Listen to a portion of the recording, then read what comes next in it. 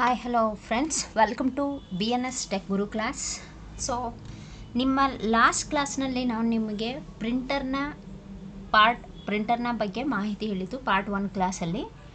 So ಇವತ್ತಿನ ಕ್ಲಾಸಲ್ಲಿ hi hello friends, welcome to BNS tech Guru class. So last ಕ್ಲಾಸ್ನಲ್ಲಿ ನಾವು ಪ್ರಿಂಟರ್ನ ಬಗ್ಗೆ ಡಿಸ್ಕಸ್ ಮಾಡಿದ್ವಿ. ಸೊ ಪ್ರಿಂಟರ್ಸ್ನಲ್ಲಿ ಟೈಪ್ಸ್ ಎಷ್ಟು ಇರುತ್ತೆ, ಹಾಗೆ ಪ್ರಿಂಟರ್ಸ್ನಲ್ಲಿ ಯಾವ ಇಂಕ್ಜೆಟ್ ಪ್ರಿಂಟರ್ಸು, ಲೇಸರ್ ಪ್ರಿಂಟರ್ಸ್ ಅಂದರೆ ಏನು ಅಂತ ಹೇಳಿ. ಸೊ ನಿಮಗೆ ಇವತ್ತಿನ ಕ್ಲಾಸ್ನಲ್ಲಿ ಪ್ರಿಂಟರ್ ಬಗ್ಗೆ ಲಾಸ್ಟ್ ಕ್ಲಾಸಲ್ಲಿ ತಿಳ್ಕೊಂಡಿರೋ ಹಾಗೆ ಪ್ರಿಂಟನ್ನು ಹೇಗೆ ಕೊಡೋದು ಅನ್ನೋದರ ಬಗ್ಗೆ ನಿಮಗೆ ಸಂಪೂರ್ಣವಾಗಿ ಮಾಹಿತಿಯನ್ನು ಕೊಡೋಕ್ಕೆ ಬರ್ತಾ ಇದ್ದೀನಿ. ಸೊ ಹಾಗೆ ಈಗ ಕಂಟಿನ್ಯೂ ವಾಚ್ ಮಾಡಿ ಕ್ಲಾಸನ್ನು. ಸೊ ಪ್ರಿಂಟರ್ನ ಬಗ್ಗೆ, ಪ್ರಿಂಟ್ ಕೊಡುವಾಗ ಏನೆಲ್ಲ ಟಾಸ್ಕ್ಗಳಿರುತ್ತೆ ಅನ್ನೋದ್ರ ಬಗ್ಗೆ ಮಾಹಿತಿ ಹೇಳ್ತಾ ಇದ್ದೀನಿ. ಹಾಗಾದರೆ ಬನ್ನಿ ನೋಡೋಣ, how to print from your computer. So ಇದರ ಬಗ್ಗೆ ನಾನು ನಿಮಗೆ ಡೈರೆಕ್ಟಾಗಿ ಡಾಕ್ಯುಮೆಂಟನ್ನು ಓಪನ್ ಮಾಡೋದ್ರ ಮೂಲಕ ಮಾಹಿತಿಯನ್ನು ಕೊಡ್ತಾ ಇದ್ದೀನಿ. ಸೊ ರೈಟ್ ನಾವು ಒಂದು ಡಾಕ್ಯುಮೆಂಟನ್ನು ಓಪನ್ ಮಾಡ್ತಿದ್ದೀನಿ.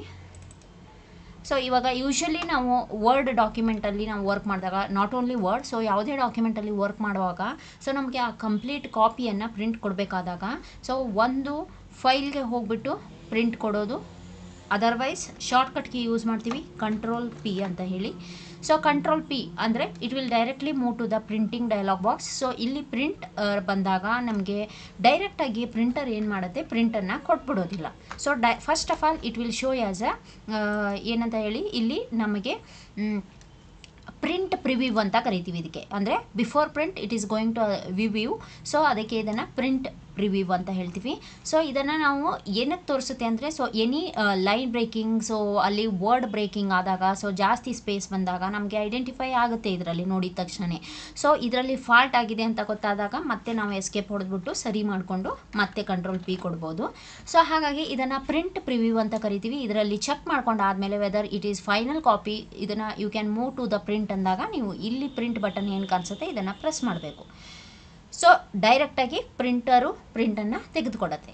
ಸೊ ಇದರಲ್ಲಿ ಇನ್ನೊಂದಷ್ಟು ಕನ್ಫ್ಯೂಷನ್ಸ್ ಏನಂದರೆ, ನಿಮಗೆ ಇದು ಒಂದು ಪೇಜ್ ಇದ್ದರೆ ಓಕೆ, ಸೊ ಪ್ರಿಂಟ್ 1 ಕಾಪಿ ಅಂದರೆ ಪ್ರಿಂಟ್ ಆಲ್ ಪೇಜಸ್ ಕೊಟ್ಟರೆ ಒಂದೇ ಕಾಪಿ ಇರುತ್ತೆ, ಸೊ 1 ಕಾಪಿ ಬಂದ್ಬಿಡುತ್ತೆ. ಸಪೋಸ್ ನಿಮ್ಮ ಡಾಕ್ಯುಮೆಂಟು ಒಂದು 8 ಪೇಜ್ಗಳಿದ್ದಾಗ so it will show here 1 to 10 pages ಅಂತೇಳಿ. ಹೀಗಿದ್ದು ನೀವು ಪ್ರಿಂಟ್ ಆಲ್ ಪೇಜಸ್ ಕೊಟ್ಟಾಗ ನಿಮಗೆ 10 ಪೇಜ್ಗಳು ಪ್ರಿಂಟ್ ಆಗಿ ಬರುತ್ತೆ. ಸೊ ಪ್ರಿಂಟ್ ಆಲ್ ಪೇಜಸ್ ಇಲ್ಲಿ ಸೆಟ್ಟಿಂಗಲ್ಲಿ ಏನು ನೋಡ್ತಾ ಇದ್ದೀರಿ, ಇದು ಪ್ರಿಂಟ್ ಆಲ್ ಪೇಜಸ್ ಅನ್ನೋ ಸೆಟ್ಟಿಂಗ್ ಇರುತ್ತೆ. ಸೊ ಇದನ್ನು ಇಟ್ಬಿಟ್ಟು ನೀವು ಪ್ರಿಂಟ್ ಕೊಟ್ಟರೆ 10 ಕಾಪಿಗಳು ಪ್ರಿಂಟ್ ಆಗುತ್ತೆ ಆ್ಯಂಡ್ ಕಾಪಿ 1. ಸೊ ಇಲ್ಲಿ ನಿಮಗೆ ಟಾಸ್ಕ್ ಇರೋದು ಏನಂದರೆ, ಸಪೋಸ್ ನೀವು ಪ್ರಿಂಟ್ ಕೊಡೋವಾಗ ನಿಮಗೆ 10 ಪೇಜ್ಗಳಲ್ಲಿ ಬರೀ 7th ಕಾಪಿ ಅಥವಾ 5th ಕಾಪಿ ಬೇಕಂದಾಗ ಏನು ಮಾಡ್ತೀರಿ? ಸೊ ಈ ಪ್ರಿಂಟ್ ಸೆಟ್ಟಿಂಗಲ್ಲಿ ಬರಬೇಕು. ಇದರಲ್ಲಿ ಕಸ್ಟಮ್ ಪ್ರಿಂಟ್ ಕೊಡಬೇಕು. ಸೊ ಅದರಲ್ಲಿ ಡೈರೆಕ್ಟ್ ಪೇಜ್ ನಂಬರ್ ಕೇಳುತ್ತೆ. So you can put like 7th ಆದರೆ 7 ನಂಬರ್ ಅಂತ ಇಲ್ಲಿ ಮೆನ್ಷನ್ ಮಾಡಬೇಕು. ಸೊ ಆವಾಗ only the 7th page are going to print ಅಂತ ಹೇಳಿ. ಸೊ ಅದಕ್ಕೆ ಒಂದು. ಎರಡನೇದು ಇನ್ನೊಂದು ಆಪ್ಷನ್ ಇದೆ ನಿಮಗೆ ಇಲ್ಲಿ. ಸೊ ಕರ್ಸರನ್ನು ಡೈರೆಕ್ಟಾಗಿ 7th ಪೇಜಲ್ಲಿ ಇಟ್ಟು ಪ್ರಿಂಟ್ ಕರೆಂಟ್ ಪೇಜ್ ಅಂತ ಕೊಟ್ರಿ ಅಂದರೆ, cursor where is the cursor there that page is going to print ಅಂತ ಹೇಳ್ತೀವಿ. ಹಾಗಾಗಿ ಸೊ ಕರ್ಸರ್ ಎಲ್ಲಿರುತ್ತೆ ಆ ಪೇಜು ಪ್ರಿಂಟ್ ಆಗುತ್ತೆ. ಅದಕ್ಕೆ ಕರೆಂಟ್ ಪೇಜ್ ಅಂತ ಕೊಟ್ಟರೆ ನಿಮಗೆ ಪ್ರಿಂಟು ಡೈರೆಕ್ಟ್ ಏನಾಗುತ್ತೆ, ಯಾವ ಪೇಜಲ್ಲಿ ಕರ್ಸರ್ ಇದೆಯೋ ಅದು ಪೇಜ್ ಪ್ರಿಂಟ್ ಆಗುತ್ತೆ. ಸೊ ಈಗ ನಮಗೆ ಇನ್ನೊಂದು ಟಾಸ್ಕ್ ಇದೆ. ಈ ಪೇಜು ಏನು ಕಾಣಿಸ್ತಾ ಇದೆಯೋ ಇದು 10 ಕಾಪಿಗಳು ಬೇಕು ಅಂದಾಗ ಈ ನಂಬರ್ ಆಫ್ ಕಾಪಿಯನ್ನು ನೀವು ಇನ್ಕ್ರೀಸ್ ಮಾಡಬೇಕು. So towards 10. ಸೊ ಈ ರೀತಿ ನೀವು 10 ಕಾಪೀಸನ್ನು ಇನ್ಕ್ರೀಸ್ ಮಾಡಿದಾಗ ಈ ಒಂದು ಕಾಪಿ ನಿಮಗೆ 10 ಕಾಪಿ ಪ್ರಿಂಟ್ ಆಗಿ ಬರುತ್ತೆ. ಸೊ ಆವಾಗ ನಮಗೆ ಆಟೋಮೆಟಿಕ್ಲಿ ಅದು ಪ್ರಿಂಟ್ ಆಲ್ ಪೇಜಸ್ ಇರುತ್ತೆ. ಐ ಮೀನ್ ಒಂದೇ ಕಾಪಿ ಇದ್ದರೆ ಅದು ನಿಮಗೆ ಕರೆಂಟ್ ಕಸ್ಟಮ್ ಪ್ರಿಂಟು 7th ಪೇಜೇ 10 ಕಾಪಿ ಬೇಕಾಗಿದ್ದರೆ 7th ಪೇಜೇ 10 ಕಾಪಿ ಬರುತ್ತೆ. ಅಥವಾ ಫಸ್ಟ್ ಪೇಜು 10 ಕಾಪೀಸ್. ಹಾಗೆ ಮತ್ತು ಬ್ಯಾಕ್ ಸೈಡನ್ನು ನೀವು ಟರ್ನ್ ಮಾಡಿ ಬ್ಯಾಕ್ ಸೈಡಲ್ಲಿ ಸೆಕೆಂಡ್ ಪೇಜ್ ಕೊಡಬೇಕಾದ್ರೆ ಅದು 10 ಕಾಪೀಸ್ 2 ಅಂತ ಹಾಕಿದರೆ ಸೆಕೆಂಡ್ ಪೇಜು 10 ಕಾಪಿ ಬರುತ್ತೆ. ಸೊ ಕನ್ಫ್ಯೂಸ್ ಆಗಬೇಡಿ. ಈ ನಂಬರ್ ಆಫ್ ಕಾಪೀಸ್ ಅಂದರೆ ಇಟ್ಸ್ ಮಲ್ಟಿಪಲ್ ಕಾಪೀಸ್ ಅಂತ ಹೇಳ್ತೀವಿ. ಸೇಮ್ ಕಾಪಿನೇ ನೀವು 16 ತಗೋಬೋದು ಅಂತ ಹೇಳಿ.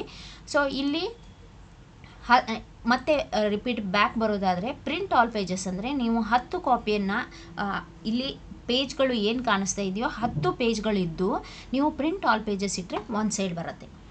ಸಪೋಸ್ ನಿಮ್ಮ ಇಂಟೆನ್ಷನ್ನು ಬ್ಯಾಕ್ ಟು ಬ್ಯಾಕ್ ಕೊಡೋದಿದ್ದರೆ, ಪೇಜ್ ಫ್ರಂಟ್ ಬ್ಯಾಕ್ ಪ್ರಿಂಟನ್ನು ಕೊಡೋದಿದ್ದರೆ ನೀವು ಆಬ್ವಿಯಸ್ಲಿ ಇನ್ನೊಂದು ಆಪ್ಷನ್ ಇದೆ. ಸೊ ಪ್ರಿಂಟ್ ಆಡ್ ಪೇಜ್ ಮತ್ತು ಆಡ್ ಪೇಜ್ ಇಟ್ಕೊಂಡ್ರೆ ಏನಾಗುತ್ತೆ ಅಂದರೆ, ಸೊ ಯೂಶ್ವಲಿ ಆಡ್ ಪೇಜ್ ಅಂದರೆ ಬೆಸ ಸಂಖ್ಯೆ ಅಂತ ಹೇಳ್ತೀವಿ. ಸೊ 1 3 5 7 9. ಸೊ ಇದು ಫಸ್ಟು ಅಮಾಂಗ್ ದ 10 ಪೇಜಸಲ್ಲಿ 5 ಕಾಪೀಸ್ ಪ್ರಿಂಟ್ ಆಗಿ ಬರುತ್ತೆ. Then you can turn it back, ಅಂದರೆ ತಿರುಗಿಸ್ಬೇಕು. ತಿರುಗಿಸಿ ಜೋಡಿಸ್ಕೊಳ್ಳುವಾಗ 1 3 5 7 9 ಅಂತ ಜೋಡಿಸಿ ಮತ್ತು ಪ್ರಿಂಟರ್ ಹೆಡ್ಡಲ್ಲಿ ಇಡಬೇಕು. ಸೊ ಅಲ್ಲಿ ನಾವು ಮತ್ತೆ ಇದನ್ನು ಪ್ರಿಂಟ್ ಇವನ್ ಪೇಜ್ ಕೊಡಬೇಕು. ಬೆಸ ಸಂಖ್ಯೆ ಆದಮೇಲೆ ಸಮ ಸಂಖ್ಯೆ, ಐ ಮೀನ್ ಫಸ್ಟು ಮತ್ತು ಸೆಕೆಂಡ್ ಪೇಜಿಂದ ಇದು ಫಸ್ಟ್ ಪೇಜು ಬೆಸ ಇರುತ್ತೆ, ಸೆಕೆಂಡ್ ಪೇಜಿಂದ ಇದು ಬರುತ್ತೆ ಇವನ್ ಪೇಜ್ ಕೊಟ್ಟಾಗ.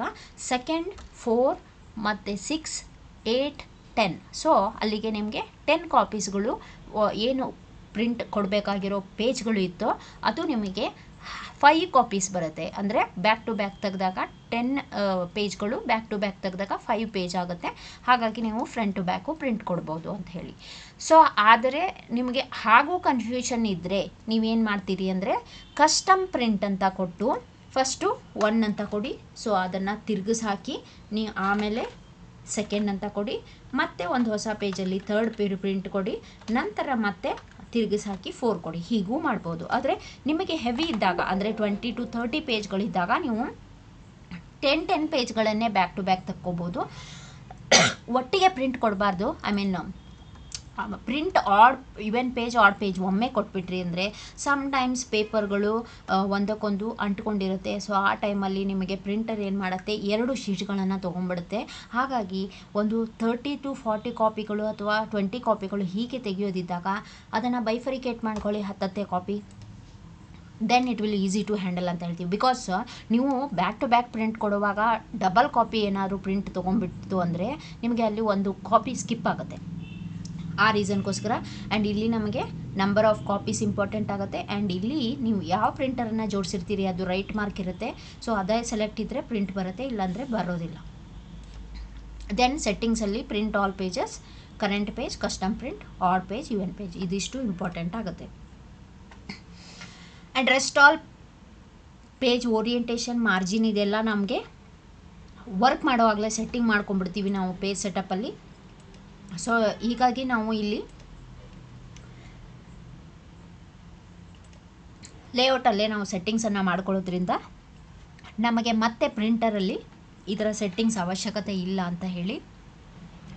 ಸೊ ಹೀಗೆ ನಾವು ಪ್ರಿಂಟನ್ನು ಕೊಡ್ಬೋದು ಅಂತ ಹೇಳ್ತಾ, so thank you for watching.